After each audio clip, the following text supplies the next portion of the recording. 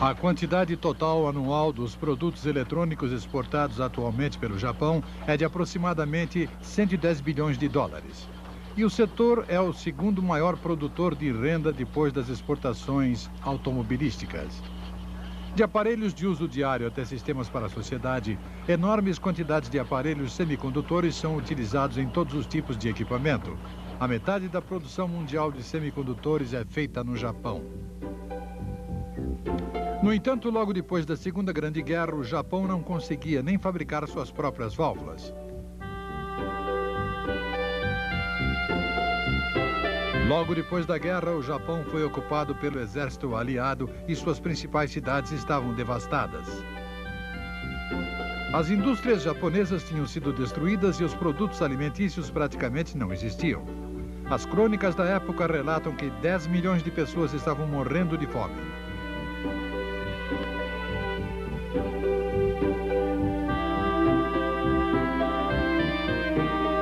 Com tanta gente procurando comida, muitas fábricas transformaram suas instalações em hortas. Esta é a fábrica da Toshiba em Kawasaki, logo depois da guerra. Muitos industriais foram responsabilizados por terem fornecido materiais durante a guerra e demitidos de seus postos. As fábricas passaram a ser controladas pelos sindicatos de operários que se formaram no pós-guerra. Passo a passo, o Japão começou a superar a confusa situação deste período.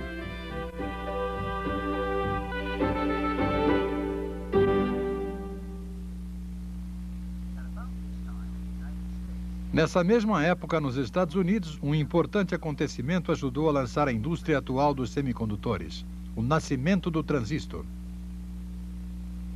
O que estava por trás desse novo componente era uma invenção já antiga: o telefone.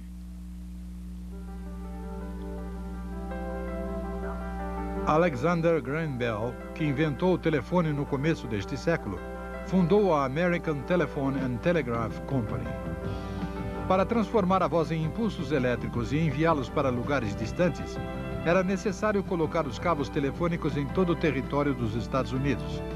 A incessante demanda das pessoas que queriam falar com outros lugares foi um estímulo para a rápida expansão das redes telefônicas. A rápida expansão do telefone teve como resultado lucros imensos que proporcionaram financiamentos suficientes para desenvolver outras tecnologias inovadoras. No começo, havia operadores que faziam conexões manuais para que as pessoas pudessem conversar. Para poder transmitir a voz a lugares ainda mais distantes, foi inventado um tubo a vácuo que amplificava os impulsos. Assim, as redes telefônicas alcançaram uma maior perfeição. O tubo a vácuo, no entanto, teve vida curta. Em 1936, os laboratórios Bell começaram a pesquisar o mecanismo que pudesse substituir o tubo a vácuo. No fim de 1947, os pesquisadores obtiveram sucesso ao amplificar os impulsos de voz utilizando um aparelho sólido feito de germânio. Era o nascimento do transistor. No ano seguinte, em junho de 1948, os laboratórios Bell anunciaram sua descoberta deste excelente amplificador baseado no germânio. O anúncio despertou muito interesse entre os especialistas da área, mas o grande público não deu atenção a esta importante descoberta.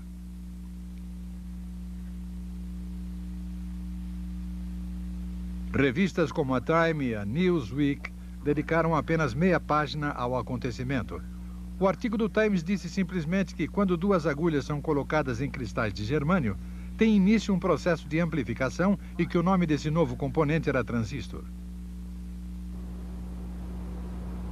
Perto do Palácio Imperial em Tóquio, ainda existe o prédio que serviu de quartel-general aos aliados depois da guerra.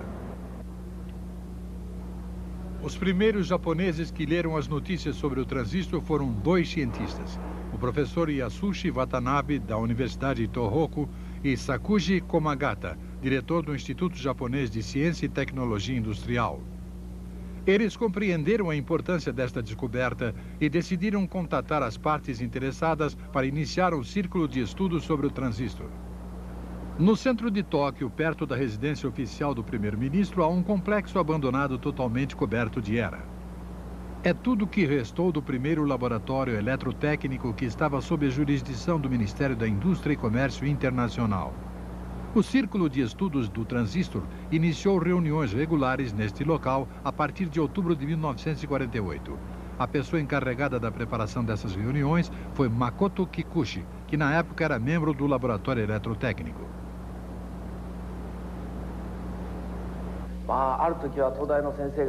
Uma vez um professor da Universidade de Tóquio veio dar uma palestra. Queríamos nos concentrar em um dos pontos e lhe pedimos para que explicasse aquele assunto um pouco mais. A sua resposta foi: nem eu mesmo entendo isso muito bem. O Departamento de Instrução e Informação Civil do Exército Aliado, que estava próximo do quartel-general, era a única fonte através da qual os japoneses podiam ter notícias sobre os últimos acontecimentos da cultura norte-americana, moda, esportes, arte e ciência. Primeiro procurei nos índices de publicações acadêmicas, como Physical Review, mas não havia nada publicado sobre semicondutores. De vez em quando encontrava as palavras semicondutor e transistor e ficava muito contente. Dizia para mim mesmo: acho que encontrei uma referência.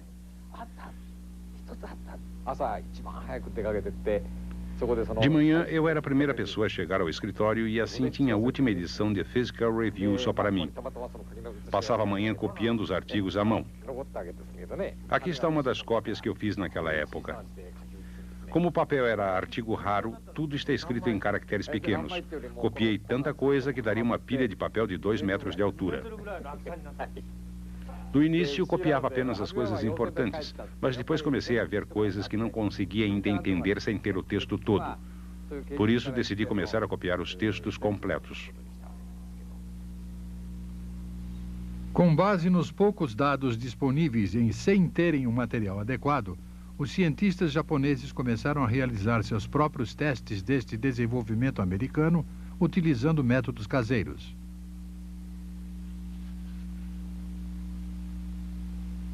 Em uma das subsidiárias do laboratório eletrotécnico, localizada nos arredores de Tóquio, Michio Hatoyama, chefe da seção de física, e seus colegas começaram a tentar a fabricação do transistor.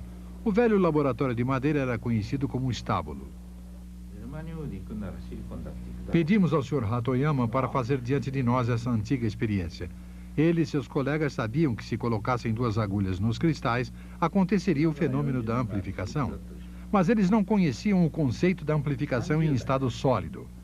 Só depois de eles terem visto esse fenômeno com os próprios olhos, conseguiram desenvolver suas próprias teorias.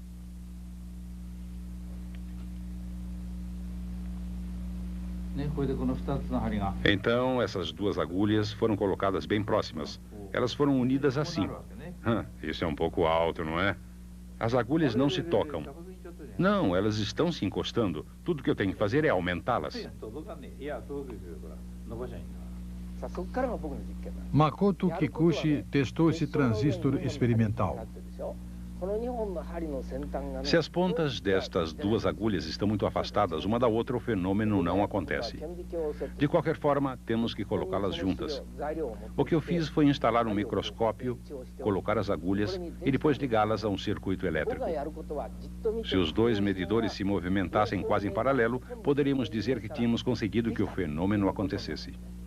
Como era isso que eu devia fazer, minha pesquisa a partir de então era chegar aqui todos os dias de manhã, tomar uma xícara de chá e depois sentar e olhar pelo microscópio.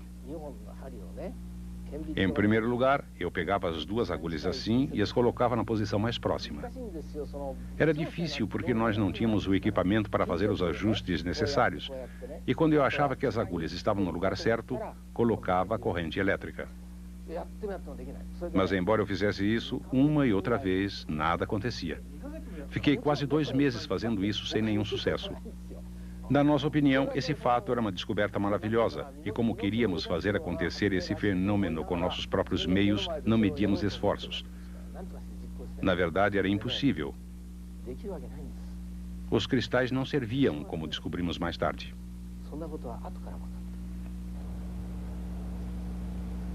Uma das principais razões que permitiu que os laboratórios Bell produzissem um transistor foi o fato de diversos especialistas já terem feito o trabalho inicial que serviria de base para o desenvolvimento do transistor. Eram especialistas em física, química, metalurgia e engenharia mecânica. Como resultado, os pesquisadores foram capazes de utilizar cristais puros. Logo depois, William Thun desenvolveu seu extraordinário método de refinação de germânio. A descoberta deste método, chamado de refinação de zona, é um acontecimento memorável na história dos semicondutores. Este é um mecanismo de refinação de zona reproduzido para nós pela Universidade de Tohoku. Colocamos o germânio de pureza muito baixa em um recipiente feito de grafita de carvão de alto grau de pureza.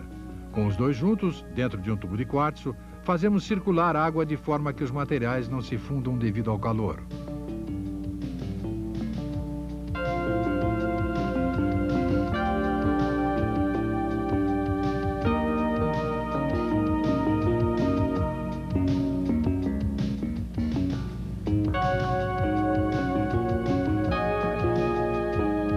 Este mecanismo funciona como um enorme forno de micro-ondas. Quando a corrente elétrica de alta frequência enviada a partir daqui passa pela bobina, o germânio que está dentro derrete e as impurezas flutuam na superfície do líquido. Neste estado, se movimentarmos devagar o recipiente para a esquerda, as impurezas se movimentam para a direita. Enquanto a bobina de aquecimento empurra as impurezas para a superfície, elas são desviadas para o canto direito. Depois, se retirarmos o canto direito, o que fica são cristais de alto grau de pureza. Assim, através do desenvolvimento da tecnologia de refinação de zona, tornou-se possível pela primeira vez fazer cristais de germânio praticamente sem impurezas. Este é Gordon Till, especialista em cristais dos laboratórios Bell. Foi ele quem definiu que o material semicondutor para os transistores tinha que ser cristais simples. Esta é uma experiência de Gordon Till. Ele trabalhou na base da tentativa e erro. Como era impossível manter estável a temperatura do forno, os cristais não se formavam uniformemente e acabavam parecendo um monte de cenouras deformadas. Finalmente, em 1948, foi possível fazer cristais simples e uniformes. A Universidade de Tohoku fez para nós o processo de fabricação de cristais simples. Colocamos cristais de germânio com elevado grau de pureza e os colocamos em um crisol que depois foi colocado dentro de um forno. Colocamos os grãos de cristal para transformá-los em cristais simples em uma biela giratória. Depois fechamos bem o forno e injetamos um gás inerte. Quando enviamos corrente elétrica de alta frequência através da resistência de aquecimento enrolada no tubo de quartzo, o germânio no seu interior derrete.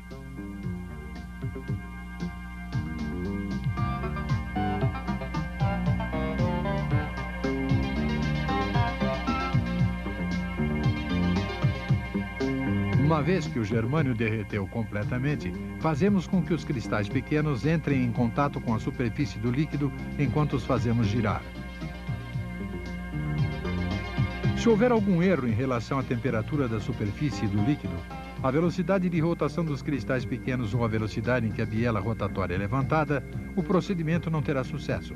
Se a temperatura for muito alta, os cristais derretem e, se for muito baixa, criam uma crosta.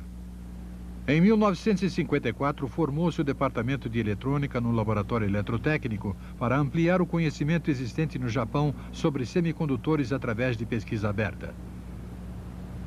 A tarefa dos dois jovens pesquisadores foi, em primeiro lugar, purificar os cristais e depois tentar transformá-los em cristais simples. Isso foi algo revolucionário. O que estávamos tentando fazer era criar uma tecnologia para fazer cristais de um grau de pureza incrível. Isso tinha de ser feito retirando as impurezas existentes dentro do germânio. Nem nós, nem ninguém no Japão tinha experiência nessa área. O forno a vácuo para a fabricação de cristais foi muito difícil de fabricar, mas se não fôssemos capazes de manter a margem de erro da temperatura do germânio fundido dentro de um limite de 1 grau, os cristais não se formariam adequadamente. Se a temperatura ficasse muito alta, ao se mergulhar os cristais pequenos vindos de cima, eles derreteriam. E se a temperatura fosse muito baixa, eles solidificariam e endureceriam, o que também era um mau resultado. Portanto, controlar a temperatura é extremamente importante. Outro ponto importante é que quando a temperatura se eleva a quase 1000 graus centígrados e se deixa que ela haja normalmente, tende a subir e a descer. Isso também é errado. A temperatura deve ser mantida estável.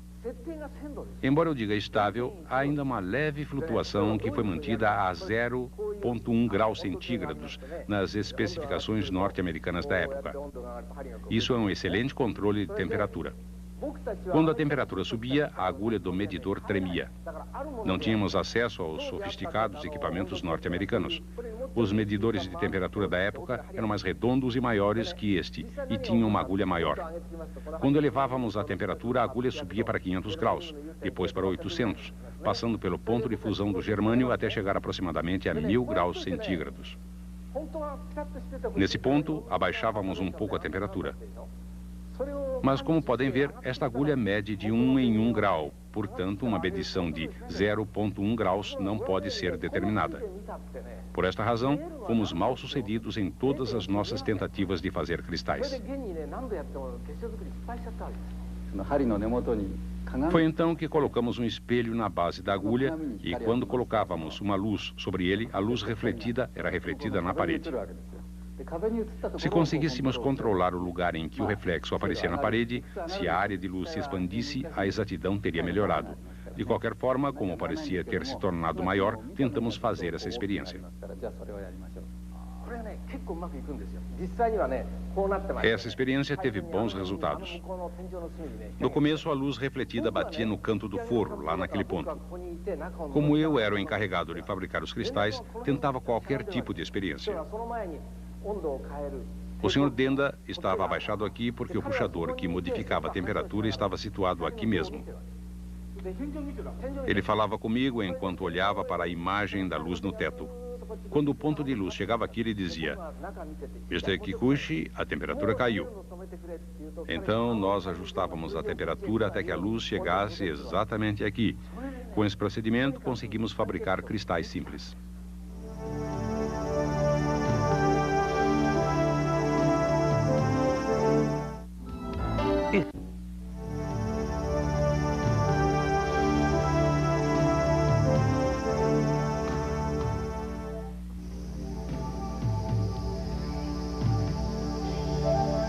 Em 1955, quando foi fundado o Instituto de Pesquisa de Comunicações Elétricas na Universidade de Tohoku, foi designada uma sala para o Dr. Junichi Nishizawa, que era um professor assistente. Entretanto, como era pequena, a sala foi dividida em 2 níveis. O Sr. Nishizawa filmou este laboratório com uma câmera de 8 milímetros. Com frequência, os pesquisadores caíam desmaiados depois de terem batido a cabeça nas vigas. O laboratório de Nishizawa era conhecido como o submarino. Um transformador gigante do qual saíam 3 grandes cabos dominava a sala.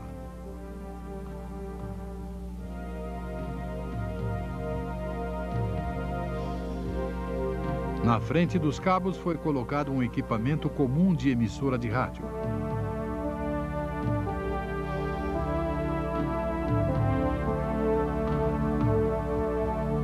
Este é um oscilador gigante feito pelo pessoal do laboratório, construído completamente com peças rejeitadas que eles reuniam.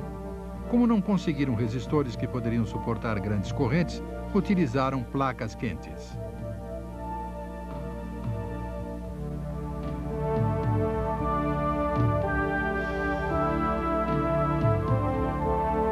Em lugar de capacitadores de grande volume que poderiam suportar altas voltagens, utilizaram latas que eles mesmos enchiam de óleo.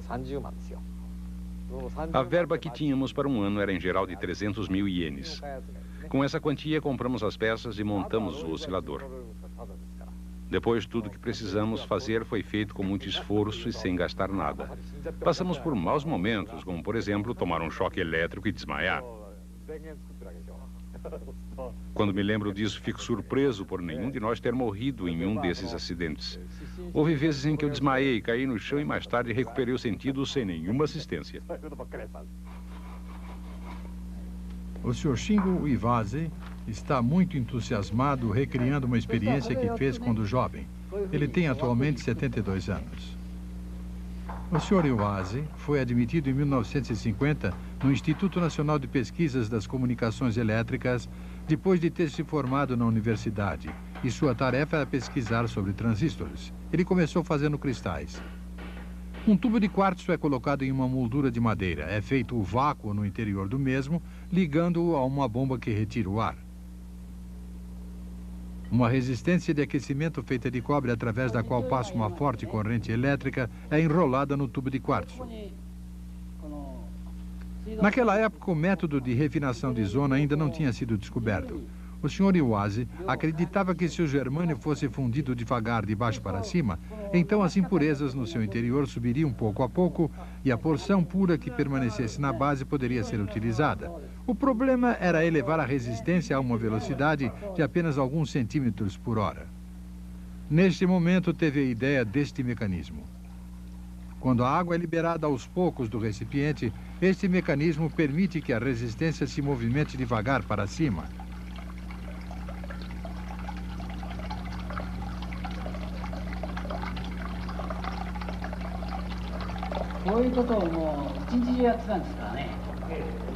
Naquele tempo as coisas eram diferentes. Não tínhamos o golfe para nos distrair. Eu trabalhava praticamente o dia todo nesta experiência. Mas como era algo novo, era extremamente interessante e eu estava completamente absorvido pelo trabalho.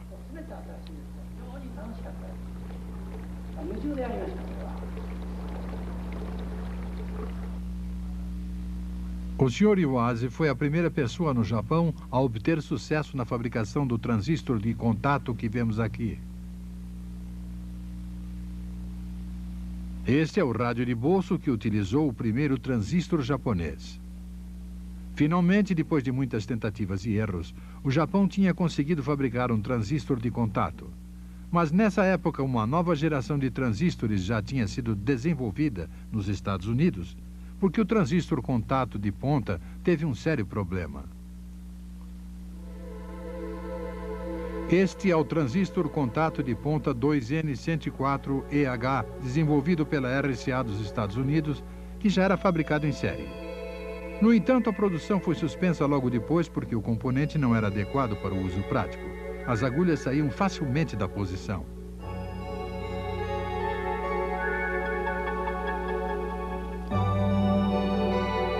Tentaram fixar as agulhas com resina.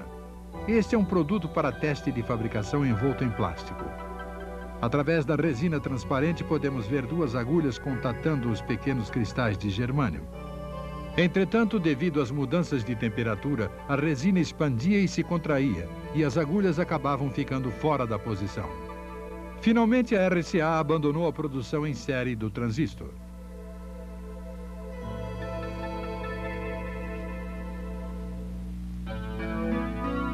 A pessoa que conseguiu resolver esse problema foi William Shockley, dos laboratórios Bell, que imaginou um transistor sem agulha, o transistor de junção. Ele recebeu o Prêmio Nobel de Física em 1956, juntamente com dois colegas, pela teoria deste transistor. A invenção deste transistor de junção abriu caminho para o desenvolvimento da indústria dos semicondutores. Este é um dos primeiros transistores de junção feito nos laboratórios Bell. Os cristais de germânio estão no meio desta massa que parece uma bala. Foram colocadas nele 3 camadas com diferentes propriedades elétricas. Muitos técnicos se esforçaram ao máximo para colocar em prática a teoria de Shockley, mas os primeiros a consegui-lo foram os pesquisadores de cristais. Gordon Till descobriu então o transistor incrementado, um método de fabricação de transistores enquanto colocava cristais simples.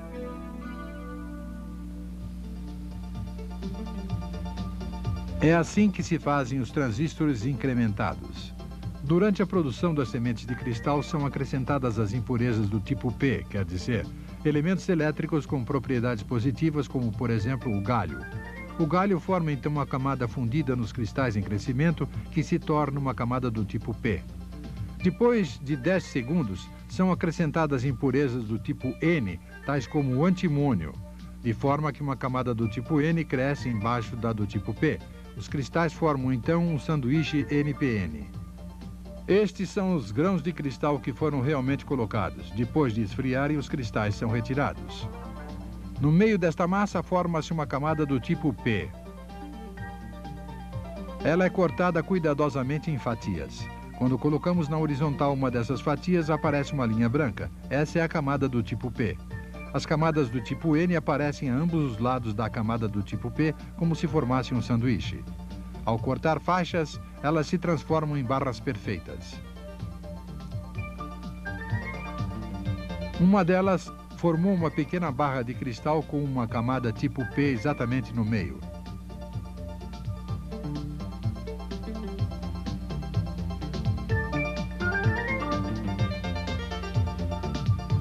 Ligando eletrodos a cada camada de sanduíche NPN, o processo está terminado. Este é um transistor incrementado. Com a tecnologia atual dos semicondutores, cortar barras perfeitas de cristal não representa nenhum problema. Os cortadores de diamante de alta velocidade podem fazer esse trabalho com precisão. Entretanto, logo depois da guerra, Hiroe Osafune, pesquisador da NSC Corporation, não tinha como comprar ferramentas para cortar o germânio porque não dispunha de fundos para pesquisa. Procurando uma forma de cortar o germânio, ele uniu um cortador a um amolador que tinha sido jogado fora em uma fábrica. Era uma substituição que se quebrava com facilidade e que tinha sido endurecida com pedra de amolar utilizando um agente colante. Quando se pressionava o germânio contra o cortador giratório, o cortador quebrava em pedaços. Para se protegerem das bordas cortantes dos fragmentos quebrados, os pesquisadores se embrulhavam em pano antes de fazer o trabalho.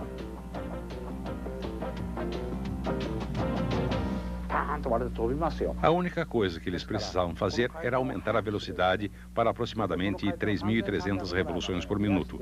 Mas o Sr. Osafune era teimoso. Como não era especialista em máquinas, achou que tudo que precisava fazer era girar o cortador e fatiar. Como não prestou a mínima atenção em coisas como o número de revoluções por minuto, o aparelho quebrou e se desfez em pedaços. De início, fizemos fragmentos de germânio com uma grossura de aproximadamente 5 milímetros e depois os lixávamos até conseguir diminuir cada um deles para 5 milímetros. No começo eram polidos manualmente com lixa. Quando se faz isso, os dedos da pessoa chegam a sangrar. Então dizíamos para alguns dos colegas, agora é a sua vez, porque éramos 8 pessoas. Mas não trocávamos a cada minuto. Cada um de nós chegava a ficar 2 horas polindo. Isso pode ser feito se a pessoa usa um dedo por vez.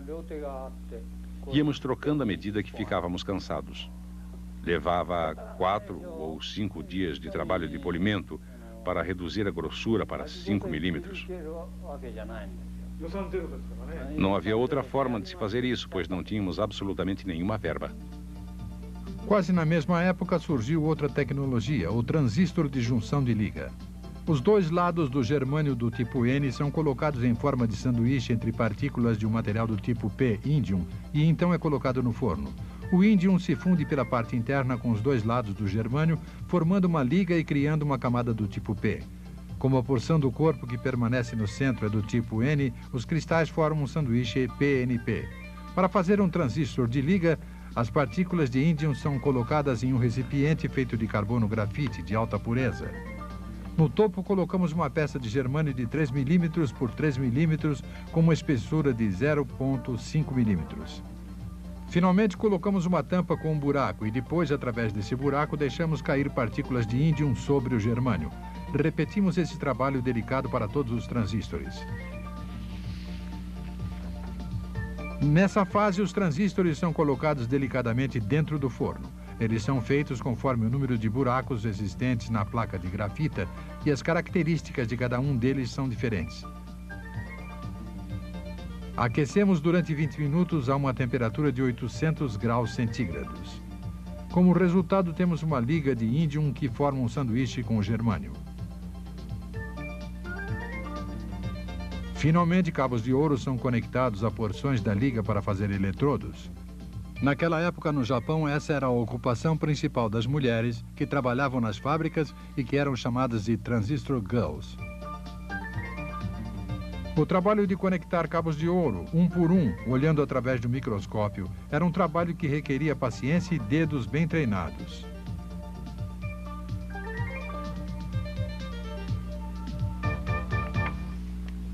Em maio de 1952, os laboratórios Bell organizaram um simpósio e tornaram pública a tecnologia dos transistores.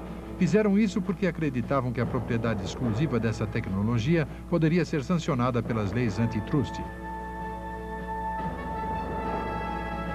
Os pesquisadores japoneses foram para os Estados Unidos assim que essa tecnologia foi colocada à disposição do público. No entanto, quando terminou a fase da pesquisa e começou a fase da produção em série, os pesquisadores japoneses enfrentaram mais uma vez muitas dificuldades porque não possuíam o know-how necessário. Esta é uma fábrica da AT&T Western Electric. Na época, Western Electric era uma fábrica que trabalhava com os laboratórios Bell. Naquela época, todas as fábricas norte-americanas recebiam cordialmente os pesquisadores japoneses que vinham para os Estados Unidos. Como essa indústria estava apenas começando, todos se ofereceram para que os japoneses fizessem visitas às fábricas. Ninguém imaginava naquela época que os japoneses poderiam vir a ser fortes competidores no setor de semicondutores. Logo depois, as empresas japonesas começaram a procurar parceiros para conseguir know-how técnico. Hitachi assinou um contrato com a RCA. Estes são antigos dados confidenciais. A pessoa que foi para os Estados Unidos fez alguns desenhos muito precisos.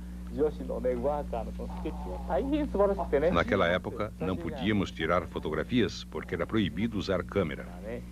Por outro lado, esses detalhes não eram fornecidos nas publicações da RCA. Foram descritos diversos assuntos, como know-how mais detalhado, as razões para se fazer o produto e coisas semelhantes. A razão de conservar estes documentos é o fato de que algum dia foram considerados da maior importância.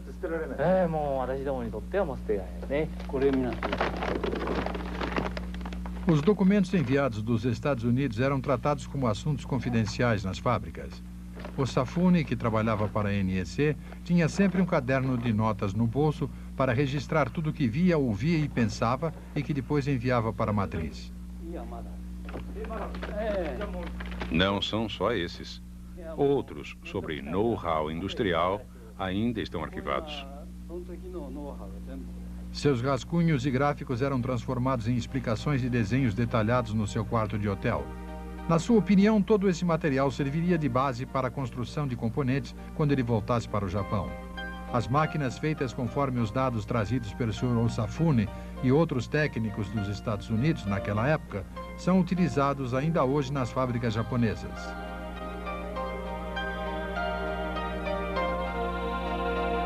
O Japão tinha entrado na era da eletrônica. Os transistores não eram apenas utilizados para fins familiares, sendo também incorporados em produtos de consumo. A era da produção em série tinha começado no Japão. Confiando nas possibilidades futuras dos transistores, a Texas Instruments, uma empresa especializada em equipamento para perfuração de petróleo, com sede em Dallas, Texas, contratou Gordon Thiel, que trabalhava para os laboratórios Bell. Thiel foi bem sucedido em desenvolver o transistor com base em silício para a Texas Instruments. Isto permitiu que a empresa entrasse no setor dos semicondutores. Utilizando este transistor, Regency desenvolveu um rádio de bolso.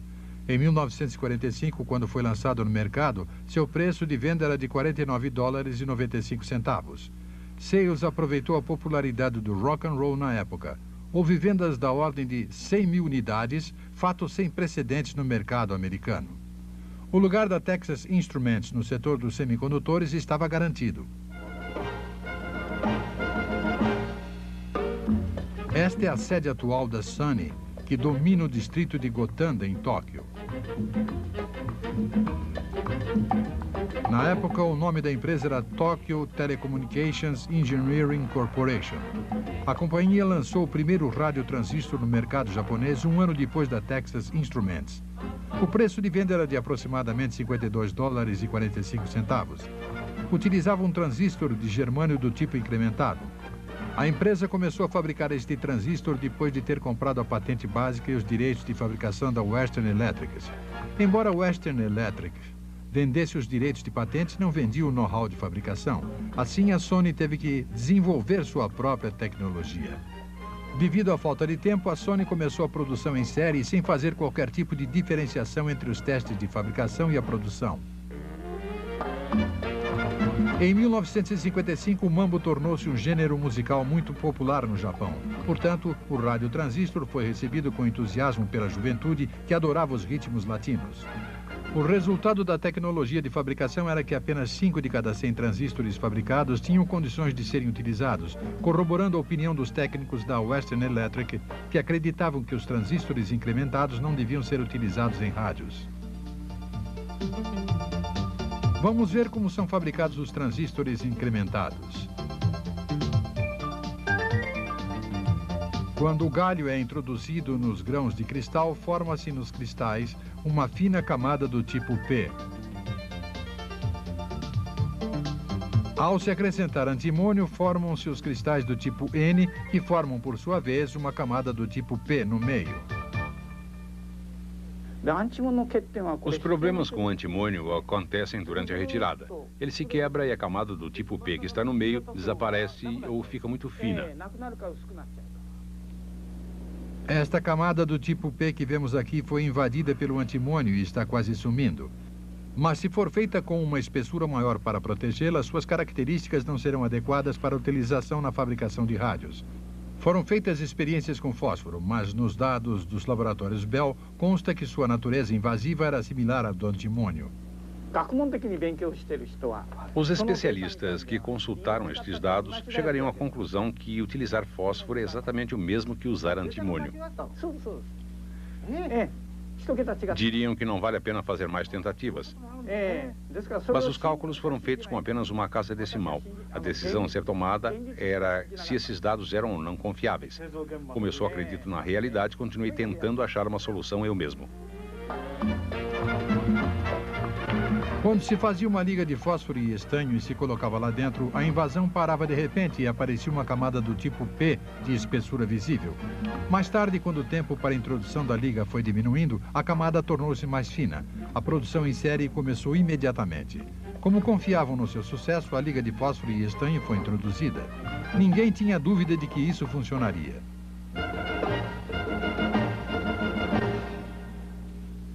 No entanto, foi um fracasso que teve como resultado o colapso total da linha de produção. Bem no meio do boom do mambo, a produção de rádios ficou completamente parada. A Sony enfrentou a pior crise da sua história.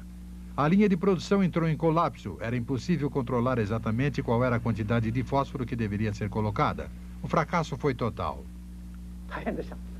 A situação era terrível.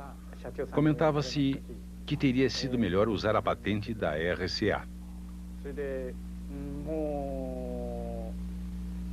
Então eu pedi um pouco de tempo e comecei a fazer experiências com o índium e o fósforo.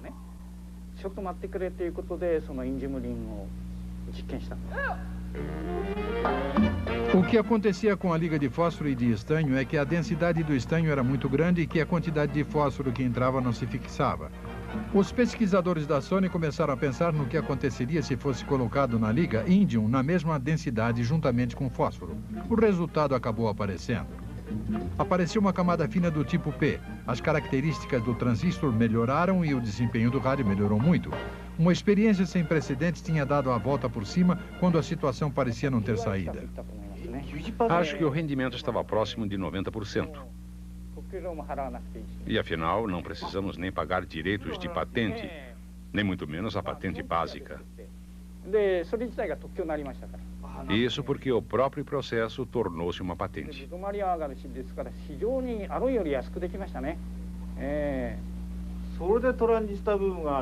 Dessa forma, resolvemos o problema do rádio de transistores da Sony.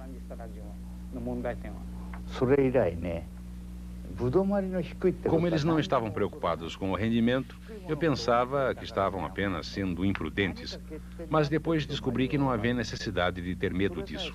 Ao resolver os problemas, o rendimento aumentou e os lucros começaram a entrar. Tínhamos deixado para trás esse tipo de pensamento. Mambo, rock and roll e outros ritmos. Essas novas formas musicais que apareceram uma atrás da outra criaram uma demanda explosiva para os rádios de transistores. Os rádios vendiam como água assim que saíam da fábrica. Com base neste sucesso, a Sony continuou avançando e fazendo progressos. Quando houve o boom do rádio a transistores, os fabricantes elétricos seguiram os passos da Sony.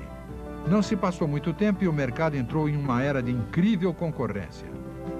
Esta concorrência fez com que os preços dos transistores caíssem cada vez mais e sua qualidade aumentou muito. A concorrência foi mantida pelos hábeis dedos das mulheres que trabalhavam nas fábricas japonesas, as Transistor Girls. Logo depois, o Japão iria se tornar o líder mundial na fabricação de transistores de germânio.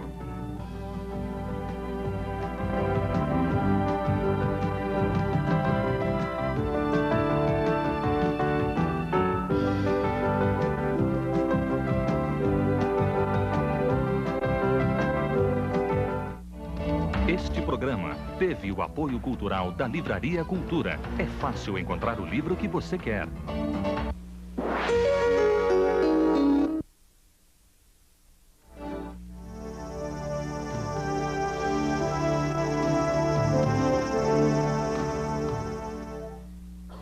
O total de produtos eletrônicos exportado atualmente pelo Japão é de 110 bilhões de dólares aproximadamente. Em todos eles são utilizadas grandes quantidades de semicondutores. O Japão começou a seguir os passos dos Estados Unidos neste setor em plena época do pós-guerra e em 1959 tornou-se o primeiro produtor mundial de transistores. Entretanto, os Estados Unidos haviam avançado substituindo o germânio por silício, material com que eram fabricados até mesmo os circuitos eletrônicos. Em 1962, o primeiro-ministro japonês Hayato Ikeda, que estava visitando a Europa, foi acusado de ser um vendedor de transistores pelo presidente francês Charles de Gaulle.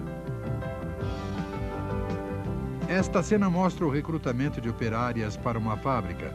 Eram conhecidas como Transistor Girls. Os 3 requisitos para passar no teste de aptidão eram boa visão, mãos hábeis e perseverança. Moças pacientes provenientes do interior eram recrutadas em grandes quantidades. Depois de intensa preparação e treinamento, as moças passavam a trabalhar nas linhas de montagem. Cada empresa tentava segurar e treinar as melhores Transistor Girls. Na época, esse era o melhor caminho para vencer a guerra da produção. Apesar dos dedos hábeis e da perseverança dos seus empregados, os índices de produção não eram satisfatórios.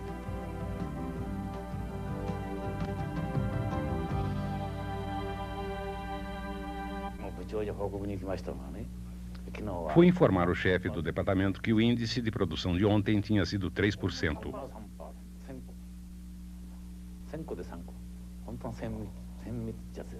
Isso significa que apenas 3 peças de cada 100 eram aproveitáveis. O resto eram produtos de qualidade inferior. Na verdade, eu torcia para não precisar informar um resultado de 0% no dia seguinte. Não pode haver nada pior que um índice de produção de 0%. Isso é um pesadelo para um gerente.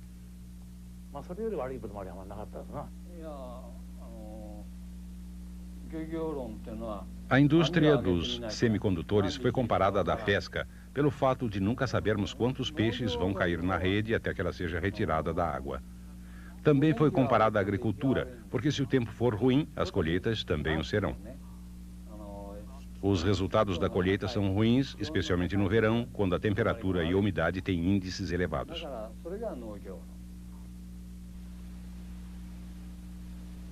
O problema com os transistores de germânio é que eles eram facilmente danificados pela umidade e pelo calor, degradando-se, parando de funcionar e assim criando problemas contínuos. Uma das maiores ameaças à segurança de nossa nação é a possibilidade de os nossos inimigos atacarem com bombardeiros carregados com armas nucleares. Esses bombardeiros podem atacar em velocidades supersônicas, em diversas direções e altitudes para confundir a nossa defesa e retardar o envio de armas interceptivas. Em um ataque em massa, os bombardeiros de alta velocidade podem estar sobre nós antes de termos conseguido identificar seu rumo, e então será muito tarde para agir.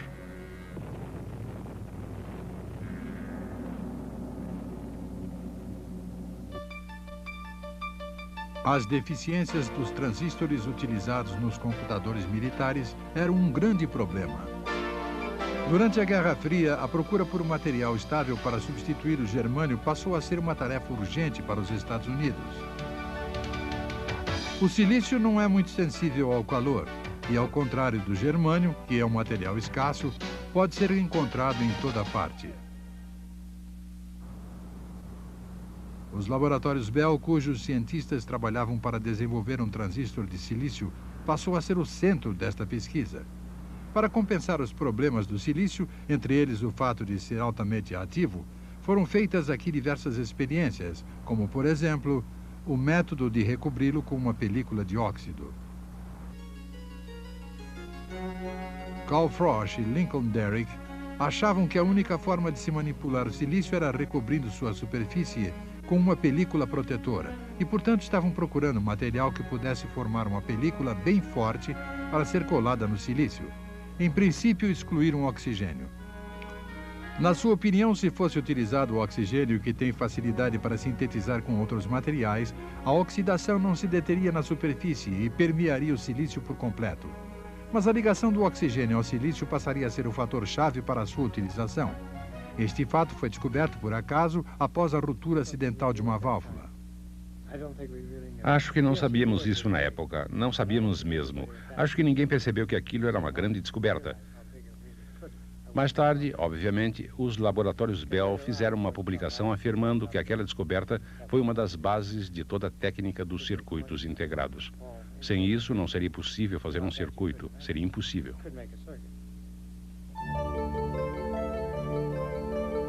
A AT&T, que previu a chegada da era das comunicações via satélite, começou a pesquisar incessantemente as baterias solares. O trabalho de Calvin Fuel e de sua equipe foi um dos mais importantes daquela época.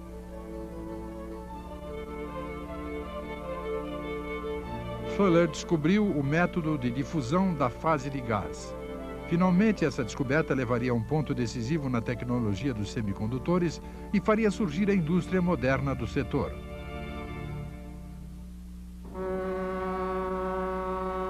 Nesse meio tempo, uma empresa no Japão tinha previsto a mudança do germânio para o silício e se dedicou a produzir silício de alto índice de pureza. A High Silicon Company está situada no porto de Okaishi City, município de Mie. A empresa dedica-se a refinar silício para ser utilizado em semicondutores. Com uma produção de 90 toneladas desse material, é o maior produtor mundial. Isto é silício metálico em forma de pó procedente da Noruega. Seu grau de pureza é de 98%.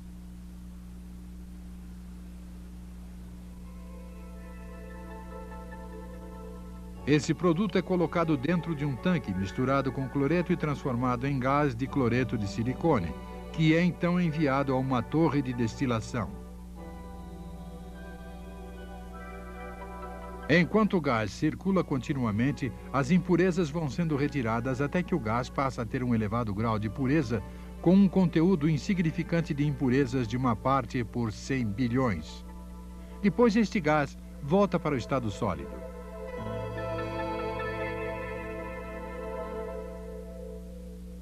Esta é uma gigantesca caldeira elétrica para transformar o gás de silício em silício sólido. Os técnicos colocam aproximadamente 100 bielas de silício como semente, que são retiradas de produtos já fabricados. A eletricidade passa através das bielas enquanto o gás de silício circula ininterruptamente durante 5 dias. Nesse período, as bielas chegam a uma espessura de aproximadamente 10 centímetros.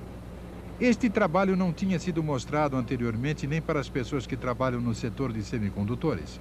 Este processo é uma tecnologia japonesa que foi desenvolvida de forma independente há 30 anos. A High Silicon é uma subsidiária que se separou da Chiso Corporation do município de Kumamoto. Na época em que desenvolveu esta tecnologia, a Chiso era denominada New Japan Nitrogen Fertilizer Company. Antes da guerra, a empresa tinha uma fábrica no exterior. Depois da guerra, contratou um grande número de repatriados e estava procurando uma nova área de atuação. Os executivos da empresa decidiram trabalhar com silício, que, na sua opinião, certamente poderia substituir o germânio. A pureza do silício tinha de ser de 9 elevado à 10ª ou 11ª potência. O produto não serve se o grau de pureza não estiver em um patamar muito elevado. No entanto, na época, não sabíamos como chegar a esse padrão de pureza. Sua única fonte de informação era um rumor de que a DuPont, nos Estados Unidos, teria usado tetracloreto de silício. Em 1956 foi construído um forno experimental na fábrica de Minamata. Este forno experimental é uma recriação do modelo original. Silício de baixo grau de pureza é fundido com ácido hidroclorídrico, transformando-se em gás que é enviado para o forno onde circula o hidrogênio. O silício se separa e permanece no interior.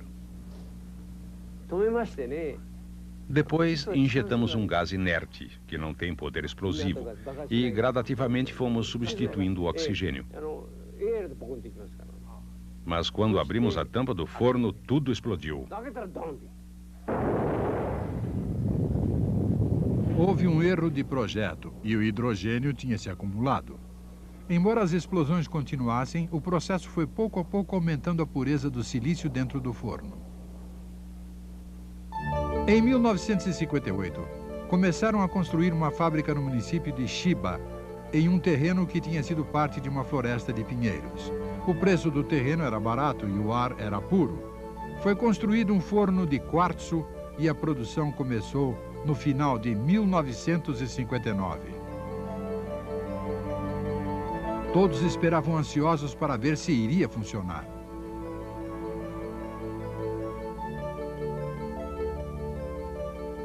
O policristal de silício que eles fabricaram e que tinha um grau de pureza de 10 elevado a 9, foi transformado em cristais simples de silício, utilizando equipamento desenvolvido independentemente. Depois cortaram o silício e mediram a sua resistência para julgar a qualidade.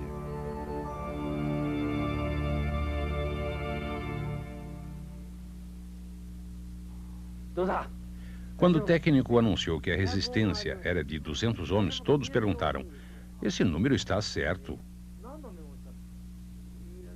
Devo explicar que o índice de resistência muda completamente dependendo da forma em que é medido e depende de diversas condições. Foi então que o técnico disse: tenho certeza absoluta de que o índice é de 100 ohms ou superior. O fato de termos conseguido o índice de 100 ohms ou superior era algo fantástico. Nunca fiquei tão impressionado como naquele dia. Todo mundo comemorou. Os cristais melhoravam a cada dia e, finalmente, eles conseguiram um silício com uma resistência de 1000 ohms. Esse índice era muito superior ao padrão estabelecido nos Estados Unidos. Pensamos que isso era suficiente e, por isso, fomos visitar o Ministério da Indústria e do Comércio Internacional com muito orgulho e confiança. Conseguimos, falamos para eles. Mas a reação do Ministério não foi boa. Eles perguntaram: seu método de medição é confiável? Eles não acreditaram em nós. Sem sequer verificar, disseram que não valia a pena utilizar esse tipo de produto doméstico. Ficamos muito aborrecidos com eles.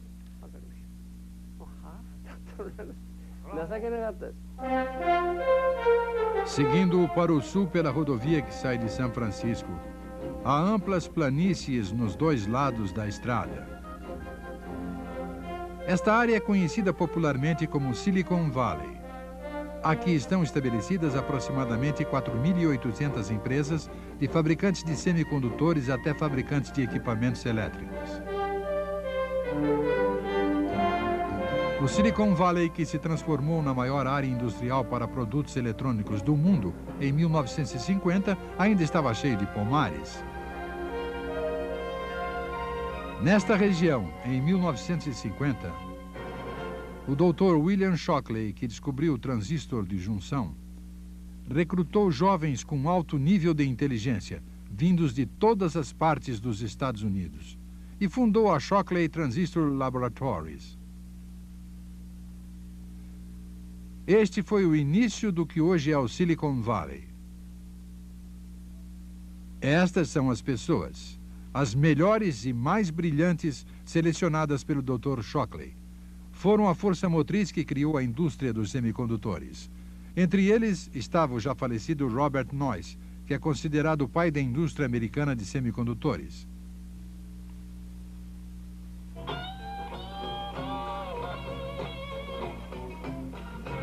Neste prédio estava o laboratório de Shockley.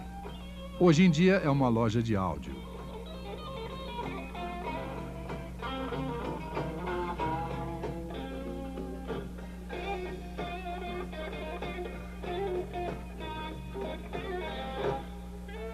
Os jovens, inspirados pelo Dr. Shockley, logo perceberam que ele não era um bom negociante e começaram a procurar outras oportunidades.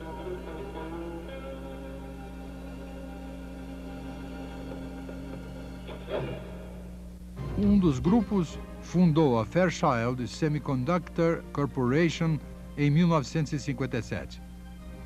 O grupo foi financiado por uma empresa do mesmo nome que fabricava câmeras aéreas. Dirigido por Noyce, o grupo começou a experimentar novas tecnologias.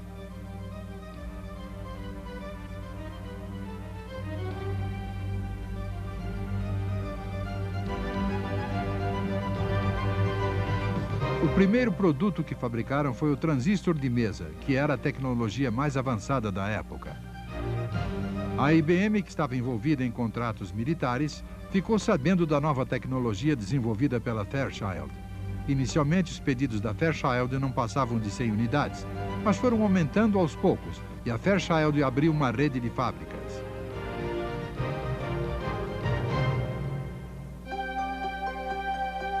Aqui estão o processo e a estrutura do transistor de mesa da Fairchild. Em primeiro lugar, o silício do tipo N é preparado e colocado dentro do forno de difusão e selado.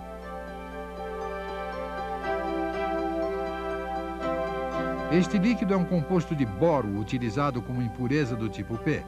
É misturado com um gás inerte e injetado dentro do forno. A proporção de gás de boro introduzida é cuidadosamente ajustada. Isso é devido a que a espessura da camada do tipo P, que se forma em cima da superfície do cristal, varia de acordo com a densidade do gás e do tempo de aquecimento.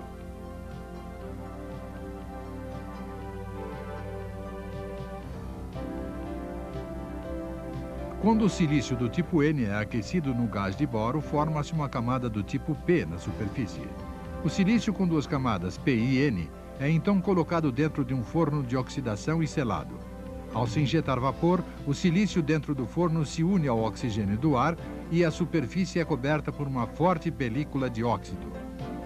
Este método foi descoberto por Carl Frosch e Lincoln Derrick. A fina camada roxa é a película de óxido. Embaixo dela está a camada tipo P. A camada embaixo é a tipo N.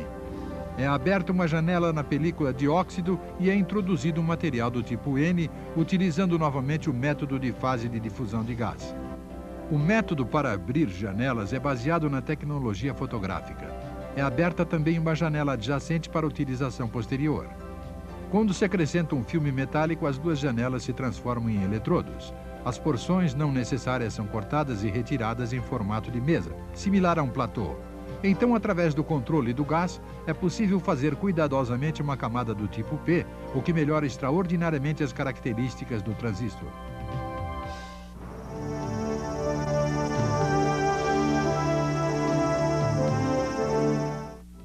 Este programa tem o apoio da Livraria Cultura. É fácil encontrar o livro que você quer.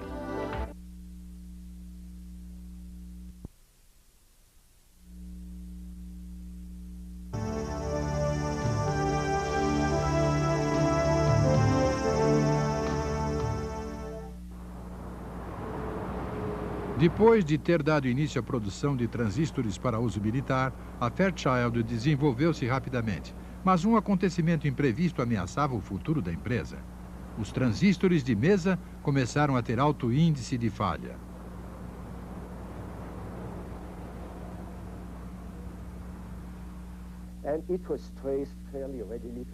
Logo percebemos que o problema era quando os colocávamos em uma lata ou em uma janela, jogávamos algum tipo de material na lata. E, obviamente, um pouco deste material, que denominamos de OVNI, objetos voadores não identificados, caía sobre o material. Se caísse sobre algum contato, podia provocar um curto-circuito. Então a Fairchild desenvolveu o transistor planar, em que o silício era completamente recoberto por uma película de óxido e protegido contra a contaminação. Este é o transistor planar desenvolvido por Gene Herney. Não há nada protuberante da superfície de cristal de silício a não ser os eletrodos necessários, o que faz o transistor à prova de contaminação. Esta era a tecnologia planar denominada também de difusão seletiva, que combina a película de óxido, fotogravura e a difusão de fase de gás das impurezas. O transistor planar conquistou o mercado proporcionando grandes lucros. A Fairchild, que tinha estado praticamente à beira da falência devido à contaminação que comprometia o transistor de mesa, começou a progredir e a se tornar uma empresa gigantesca.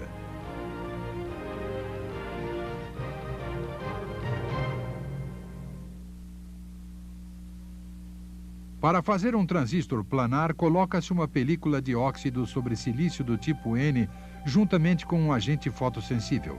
O diagrama da janela que será aberta na película de óxido é colocado no topo e exposto à luz. Abre-se então uma janela na película fotossensível e aparece a película de óxido. Quando tratada quimicamente, a película de óxido derrete e é retirada, permitindo a aparição do silício. Depois é colocada em um forno de difusão para retirar as impurezas.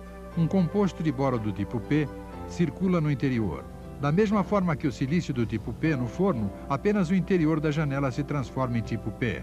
A camada cinzenta do tipo N transforma-se gradativamente em uma camada azul do tipo P. Acrescenta-se outra película de óxido com um agente fotossensível no topo. De forma a abrir uma pequena janela, é colocado e exposto um diagrama no topo.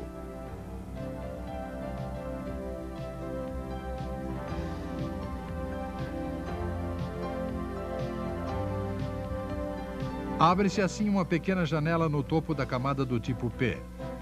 Novamente utiliza-se a difusão de fase de gás para aplicar um material do tipo N, da mesma forma que com a camada do tipo P, apenas o interior da janela é transformado em tipo N. Mais uma vez, tudo é coberto completamente com uma película de óxido. Aplica-se um agente fotossensível e um diagrama é colocado no topo e exposto.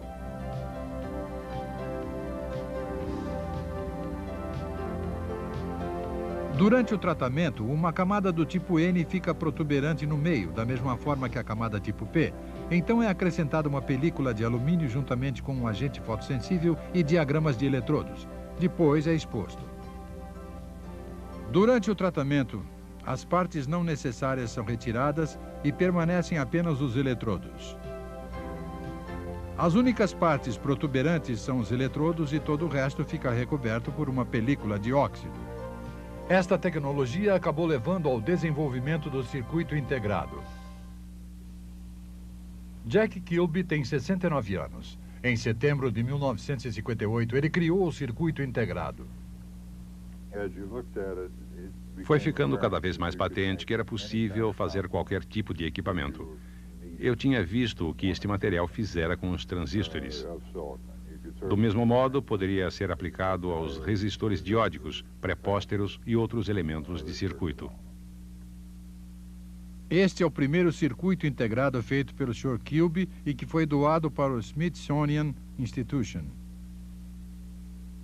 Este é o circuito integrado inventado e produzido em série por Robert Noyce. As linhas brancas que aparecem na superfície são cabos para conectar peças. Esses cabos são conectados a transistores e resistores, que foram feitos com uma camada menos e encapsulados em uma película de óxido. Então foi feito um circuito lógico para a computação em pequenos cristais de silício. Este foi o início do verdadeiro circuito integrado. 2 anos antes, em outubro de 1957, a União Soviética lançara o Sputnik, o primeiro satélite construído pelo homem. Os Estados Unidos tentaram desesperadamente acompanhar a Rússia, mas havia claras diferenças na tecnologia dos foguetes.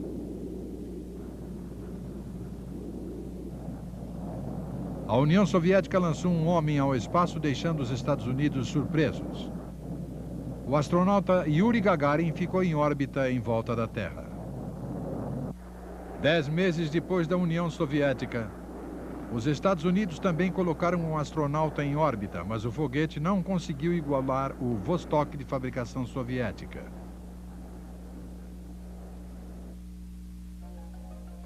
Em desafio à tecnologia do Sputnik, o Ocidente tentou miniaturizar o equipamento eletrônico. Em 1957, J.W.A. Dummer, do British Royal Radar Establishment, fabricou circuitos de silício em escala reduzida. Os técnicos da US Army Signal Research e da RCA desenvolveram os micromódulos. Esta foi uma ideia para diminuir o tamanho dos equipamentos, colocando os principais circuitos necessários em blocos finos que poderiam ser empilhados.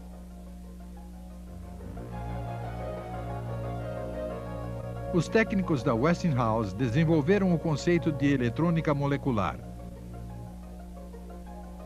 Embora houvesse algo parecido com o modelo, não estava muito claro como fazê-lo e qual seria sua estrutura.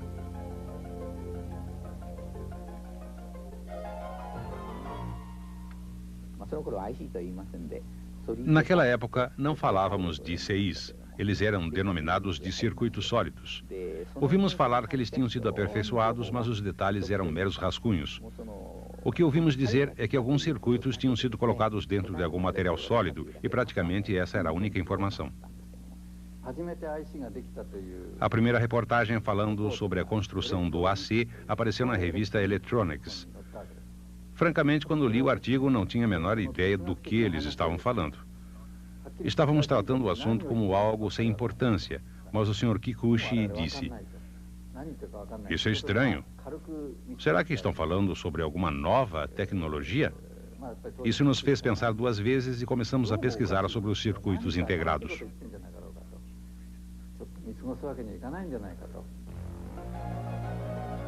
No laboratório eletrotécnico, dois pesquisadores começaram a fazer testes de fabricação em um circuito de estado sólido, utilizando tecnologia independente. Este é um memorando técnico escrito em 1960 pela divisão de semicondutores da Mitsubishi Electric. Nele se menciona a eletrônica molecular descoberta pela Westinghouse. O presidente da Mitsubishi Electric, que estava muito entusiasmado pela eletrônica molecular, solicitou o desenvolvimento dessa tecnologia através de um projeto denominado Molectron. Entretanto, naquela época, a Mitsubishi não possuía tecnologia planar. A única coisa que eles tinham era uma tecnologia rudimentar para criar uma resistência em silício utilizando gravura de linha. Os técnicos colocavam parafina sobre a superfície do silício feita de 2 camadas PN e depois a riscavam com uma ponta de aço. Quando mais tarde era submergida em fluido apropriado, a parte sem parafina apresentava resistência e seu valor era determinado pelo comprimento do risco. Em janeiro de 1961, a equipe de Taru e Denda do Laboratório Eletrotécnico concluiu um circuito de estado sólido depois de árduo trabalho. Eles construíram, dentro de um chip de cristal de germânio, um transistor, um resistor e um condensador que foram conectados com cabos e fixados com resina. Este foi o primeiro circuito integrado japonês.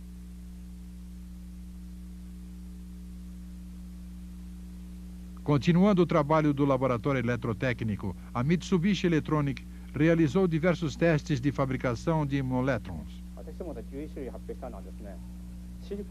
Anunciamos 11 tipos. O silício era silício, mas naquele tempo não podíamos utilizá-lo na tecnologia de transistores. Portanto, para fazer isso, abrimos um buraco no silício para inserir nele um transistor de germânio.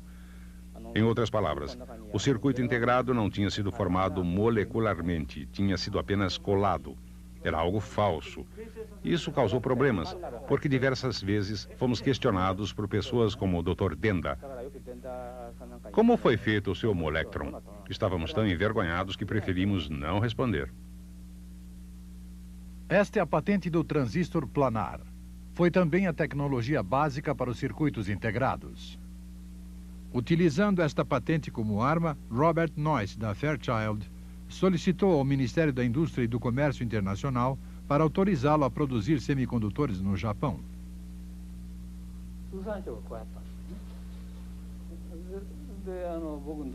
A resposta do Ministério foi negativa. Quando viu isso, Noyce veio me visitar e disse que não tinha conhecido ninguém que fosse mais cabeça dura que os caras do Ministério japonês.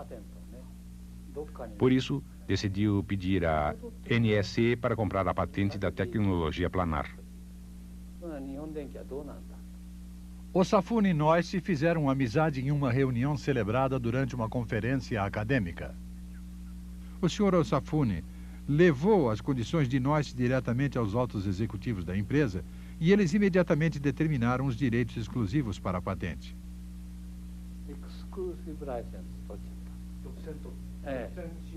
Conseguimos uma licença exclusiva. Uma vez feito isso, ficou impossível até mesmo para Fairchild exportar para o Japão. Todos os outros fabricantes ficaram contra nós.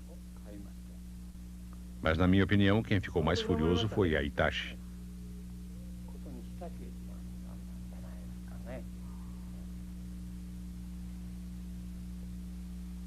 Naquela época, a Hitachi estava trabalhando para implementar medidas que impedissem a degradação dos transistores de mesa. Ao abri-los, é possível ver os cristais de silício no seu interior. A equipe da Hitachi estava tentando eliminar a contaminação, tratando mais tarde a superfície dos cristais transistores já prontos.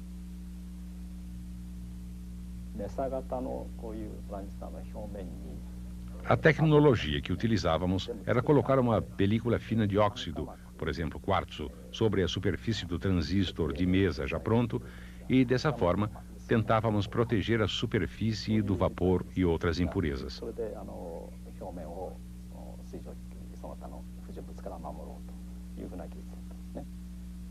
Prontos os transistores, o tratamento pelo calor tinha que ser feito em temperaturas baixas. De vez em quando, o material orgânico do óxido de silício se transformava em gás. Esse gás circulava no forno e os wafers foram colocados no interior para ver o que acontecia. A superfície ficou recoberta com uma película de óxido de silício. Mas fazer essa película dissolvendo um composto orgânico em baixa temperatura é muito diferente de fazê-la com quartzo em altas temperaturas. Fica muito áspera e cheia de buracos, de forma que o vapor acaba invadindo tudo através desses buracos. Como esse método não estava servindo, resolvemos tentar outro caminho.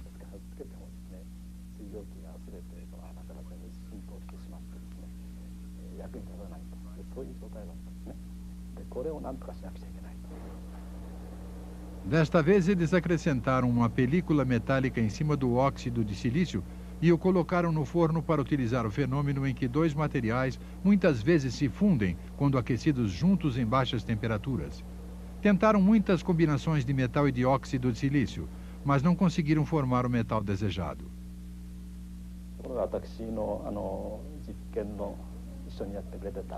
Mas um jovem que trabalhava comigo na experiência, certamente para ver o que acontecia, colocou algumas partículas de chumbo em uma placa de quartzo e as aqueceu em um fogareiro.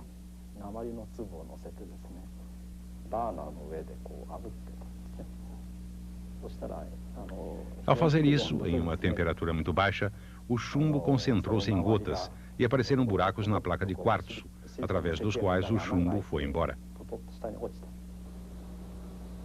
Temos aqui uma recriação da experiência. Coloca-se uma bola de chumbo em um pequeno prato de cristal de quartzo. Quando colocado sobre a chama, o chumbo espere uma fumaça branca e começa a queimar. Em seguida, o cristal de quartzo também começa a queimar juntamente com o chumbo. E o fundo do recipiente derrete como se fosse açúcar e cai. Isso mostra que, quando uma película de óxido é feita com metal em baixas temperaturas, ela se transforma em uma película de alta densidade. Foram os técnicos da fábrica que tiveram a ideia de utilizar este método como meio de enfrentar a patente planar.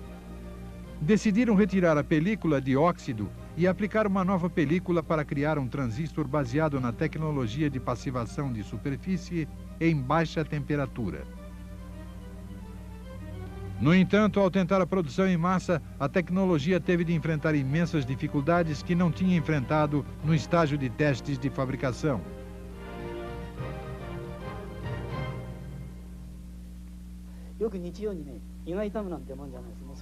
Nossos problemas eram uma tremenda dor de cabeça. Não conseguíamos fabricar nenhuma unidade. Os clientes tinham uma data de entrega E embora tivéssemos dito que poderíamos fornecer 100 mil peças por mês, não tínhamos a mínima condição de fazê-lo. Este problema não era apenas em uma empresa. Muitas empresas tinham feito pedidos e estávamos sendo criticados em todas as partes. Tínhamos seguido um caminho independente e tínhamos recebido pedidos. Mas quando se recebem pedidos que não se podem cumprir, parece que todo mundo fica contra. Não tínhamos o apoio de ninguém. Mas durante esse processo, os técnicos continuavam sendo treinados.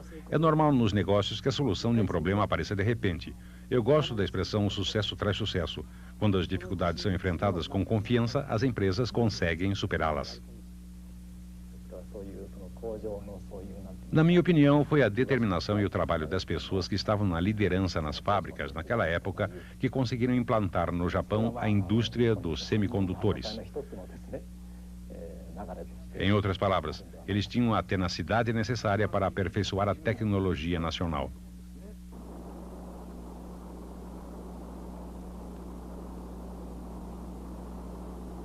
No dia 16 de julho de 1969, a Apollo 11 foi lançada em direção à Lua.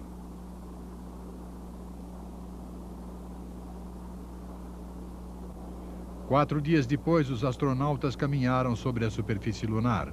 Foi um sucesso total, apenas 8 anos depois do presidente Kennedy ter afirmado que seu objetivo era colocar um homem na Lua. O maior sucesso, no entanto, foi o fato dos astronautas terem pilotado eles mesmos a Apollo 11 na viagem de ida e volta da Terra à Lua. Tudo isso foi possível graças a um computador guia extremamente pequeno. O sistema tinha sido encomendado pela NASA ao Massachusetts Institute of Technology, MIT, de acordo com os objetivos do presidente Kennedy. As exigências tinham sido consumo extremamente baixo, alta confiabilidade e um sistema que pudesse ser colocado num espaço não superior a um pé cúbico. Este é o minúsculo computador guia da Apollo 11. É formado por diversos módulos que foram separados de acordo com a sua função. Advertência, controle de voo, sensores e lógica, todos esses módulos foram feitos utilizando-se CIs. Há 60 CIs em cada lado do módulo, 120 no total. Um total de 550 transistores e de 2.826 CIs foram utilizados em todos os mecanismos. O consumo de energia era de apenas 55 watts. Em 1960, no começo do projeto, um CI custava $1.000. 4 anos depois, o custo tinha caído para $25 e 12 anos depois, na época da Apollo 17, o preço de um CI era exatamente $1.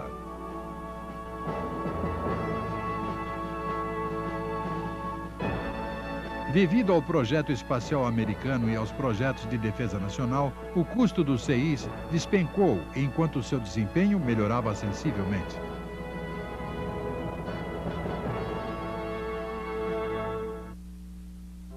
Enquanto isso, o Japão aplicava esses resultados aos produtos de consumo. O Japão desenvolveu itens de consumo que utilizavam grande quantidade de semicondutores, como, por exemplo, rádios, TVs e gravadores.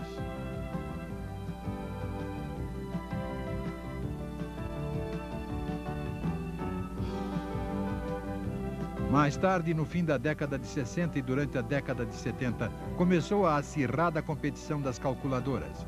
A competição aumentou a demanda para enormes quantidades de CIs, fazendo com que o setor de semicondutores do Japão continuasse a se desenvolver tecnologicamente.